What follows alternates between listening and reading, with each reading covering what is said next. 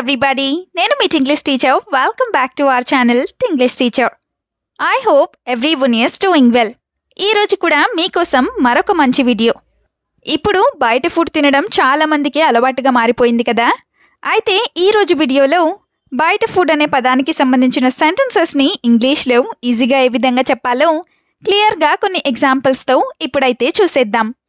So మీరైతే వీడియోని ఎక్కడ స్కిప్ చేయకుండా చివరి వరకు చూడడానికి ట్రై చేయండి. వీడియో గనక యూస్ఫుల్గా అనిపిస్తే మర్చిపోకుండా ఒక లైక్ చేయండి. మీరు చేసే ఈ చిన్న లైక్ ద్వారా ఈ వీడియో మరికొంతమందికి రీచ్ అవుతుంది. So please like this video and also subscribe to English teacher for more such videos. ఇప్పుడైతే ప్రీవియస్ వీడియోలో నేను మిమ్మల్ని 2 క్వశ్చన్స్ అడిగాను కదా, వాటి యొక్క ఆన్సర్స్ని చూసేద్దాం. ఫస్ట్ వన్ ఈజ్ గొంగలి పురుగు. గొంగలి పురుగుని మనం ఇంగ్లీష్లో క్యాటర్పిల్లర్ అని చెప్తాం. Now the second question is నువ్వు ఎవరితో మాట్లాడుతున్నావు? ఈ సెంటెన్స్ని ఇంగ్లీష్లో who are you talking to ఈ విధంగా అడుగుతాం. ఇప్పుడైతే ఈ వీడియోలో మీకోసం 2 క్వశ్చన్స్ ఉంటాయి కదా, అవేంటో చూద్దాం. ఫస్ట్ వన్ ఈజ్ ఈ పిక్చర్లో కనిపిస్తున్నది మీ అందరికీ తెలిసే ఉంటుంది, తాటి చెట్టు. దీని నుండి తాటి ముంజలు, తాటి కల్లు ఇలాంటివి వస్తూ ఉంటాయి కదా. అయితే తాటి చెట్టుని ఇంగ్లీష్లో ఏ విధంగా చెప్తాం? What do we call this in English? Let me know in the comments. ఇప్పుడు మీకోసం సెకండ్ క్వశ్చన్. నువ్వు ఇంట్లో భోజనం చేసి వెళ్ళు లేదా నువ్వు ఇంట్లో తిని వెళ్ళు.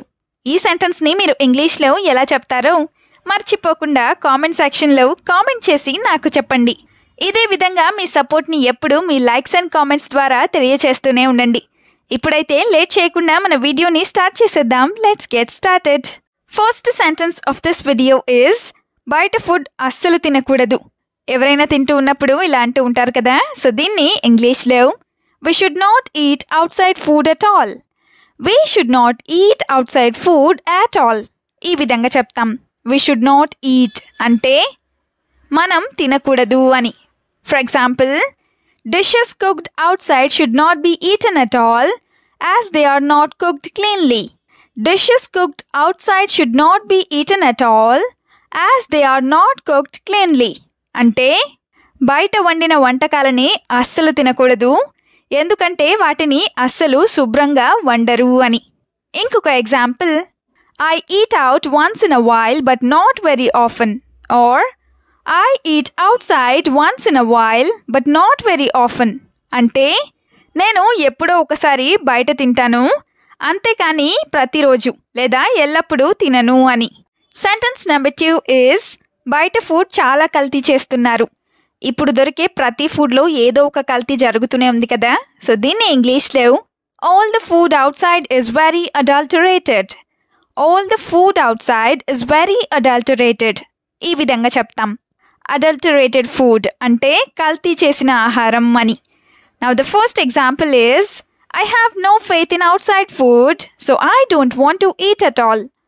I have no faith in outside food, so I don't want to eat at all. అంటే నాకు బయట దొరికే లేదా బయట ఫుడ్ మీద అస్సలు నమ్మకం లేదు, అందుకే నేను అస్సలు తినాలని అనుకోవడం లేదు అని. Another example is every food available now is adulterated. Every food available now is adulterated. అంటే ఇప్పుడు దొరికే ప్రతి ఆహారం లేదా ఇప్పుడు దొరికే ప్రతి పదార్థం కూడా కల్తీ చేయబడినదే లేదా కల్తీనే అని. Now the third sentence is బయట తిని వాంతి చేసుకుంది. అప్పుడప్పుడు ఇలా జరుగుతూనే ఉంటుంది కదా. సో దీన్ని ఇంగ్లీష్లో she eat out side and vomited or she eat outside food and vomited ఈ విధంగా చెప్తాం. వామిటెడ్ అంటే వాంతి చేసుకుంది అని. Let's have some examples now. First one is I ate biryani outside last night, so I didn't sleep at all. I ate biryani outside last night, so I didn't sleep at all. అంటే నేను నిన్న రాత్రి బయట బిర్యానీ తిన్నాను, అందుకే నేను అస్సలు నిద్రపోలేకపోయాను లేదా అందుకే నాకు అస్సలు నిద్ర పట్టలేదు అని. దీనికి సంబంధించిన సెకండ్ ఎగ్జాంపుల్ని చూద్దాం. అదేంటంటే I don't like eating out, but I have to. I don't like eating out, but I have to. అంటే నాకు బయట తినడం అస్సలు నచ్చదు, కానీ తినాల్సి వస్తోంది లేదా కానీ నేను తినాలి అని. సెంటెన్స్ నెంబర్ 4 ఈజ్ బయట తినడం నాకు అస్సలు నచ్చదు. చాలామంది ఇలా అనుకుంటూ ఉంటారు కదా. అయితే దీన్ని ఇంగ్లీష్లో I don't like eating out at all or I don't like eating outside at all ఈ విధంగా చెప్తాం. I don't like at all అంటే నాకు అస్సలు నచ్చదు అని. Now the first example is I don't like to eat out even with my friends. I don't like to eat out even with my friends అంటే నాకు నా ఫ్రెండ్స్తో కూడా బయట తినడం ఇష్టం ఉండదు లేదా అస్సలు నచ్చదు అని. Another example, whenever I feel like eating, I bring it home and eat it. Whenever I feel like eating, I bring it home and eat it. అంటే ఎప్పుడైనా నాకు తినాలని అనిపిస్తే లేదా నాకు తినాలని అనిపించినప్పుడల్లా నేను ఇంటికి తీసుకువచ్చుకొని తింటాను అని. Now the fifth sentence is బయట తినే అలవాటు మానుకో. ఎవరైనా ఎక్కువగా బయటే తింటూ ఉన్నప్పుడు ఇలా చెప్తూ ఉంటారు కదా. అయితే దీన్ని ఇంగ్లీష్లో avoid eating out or you avoid eating out ఈ విధంగా చెప్తాం. ఇదే సెంటెన్స్ని స్టాప్ ఈటింగ్ అవుట్ సైడ్ ఇలా కూడా చెప్పచ్చు. Now the first example is if you don't stop eating out your health will continue to deteriorate.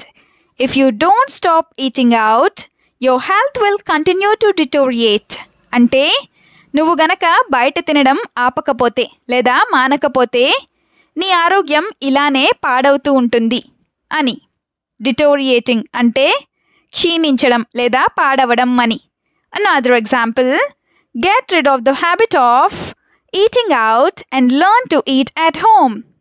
Get rid of the habit of eating out and learn to eat at home అంటే నువ్వు బయట తినే అలవాటుని మార్చుకో లేదా నువ్వు బయట తినే అలవాటుని మానుకో అలాగే ఇంట్లో తినడం అలవాటు చేసుకో అని.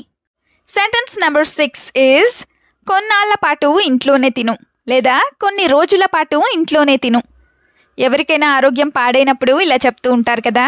అయితే దీన్ని ఇంగ్లీష్లో you eat at home for a few days. You eat at home for a few days or you eat home cooked food for a few days ఈ విధంగా చెప్తాం. ఫర్ అ ఫ్యూ డేస్ అంటే కొన్ని రోజుల పాటు అని.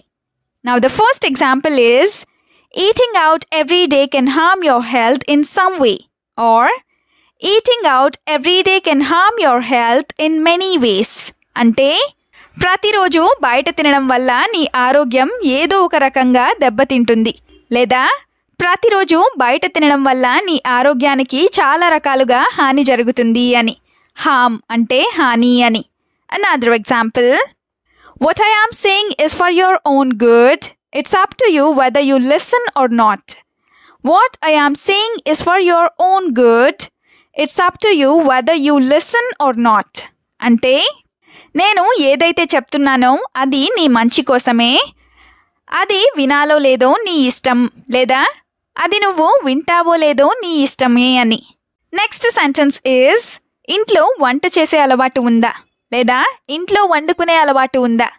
ఇప్పట్లో చాలామంది ఇంట్లో వంట చేయకుండా బయట నుంచి ఫుడ్ ఆర్డర్ చేస్తూ ఉన్నారు కదా. సో దీన్ని ఇంగ్లీష్లో are you in the habit of cooking at home. Are you in the habit of cooking at home ఈ విధంగా అడుగుతాం. Are you in the habit అంటే నీకు అలవాటు ఉందా అని. For example, if you are not in the habit of cooking at home money will be spent like this. If you are not in the habit of cooking at home, money will be spent like this. అంటే నీకు గనక ఇంట్లో వంట చేసుకునే అలవాటు లేకపోయినట్లయితే డబ్బులు ఇలాగే ఖర్చవుతాయి అని. Another example is, apart from spending money, health also deteriorates. Apart from spending money, health also deteriorates. అంటే డబ్బులు ఖర్చయిపోవడమే కాకుండా ఆరోగ్యం కూడా పాడవుతుంది లేదా ఆరోగ్యం కూడా క్షీణిస్తుంది అని. Now the last sentence is ఇప్పటి నుండి నేనే వండుకుంటాను. ఇలా కూడా అనుకుంటూనే ఉంటారు కదా. అయితే దీన్ని ఇంగ్లీష్లో I will cook my self from now on. I will cook my self from now on ఈ విధంగా చెప్తాం. ఫ్రమ్ నౌ ఆన్ అంటే ఇప్పటి నుండి లేదా ఇక మీదట నుండి అని.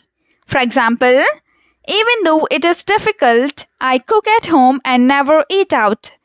Even though it is difficult, I cook at home and never eat out.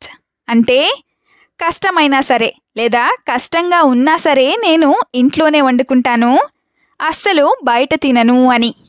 Now the example number 2 is eating home cooked food will save your money and improve your health. Eating home cooked food will save your money and improve your health. అంటే ఇంట్లో వండిన ఆహారం లేదా ఇంట్లో వండిన food తినడం వల్ల డబ్బులు ఆదా అవుతాయి, అలాగే ఆరోగ్యం కూడా మెరుగవుతుంది అని. వీడియోని ఎండ్ వరకు చూసినందుకు థ్యాంక్ యూ సో మచ్.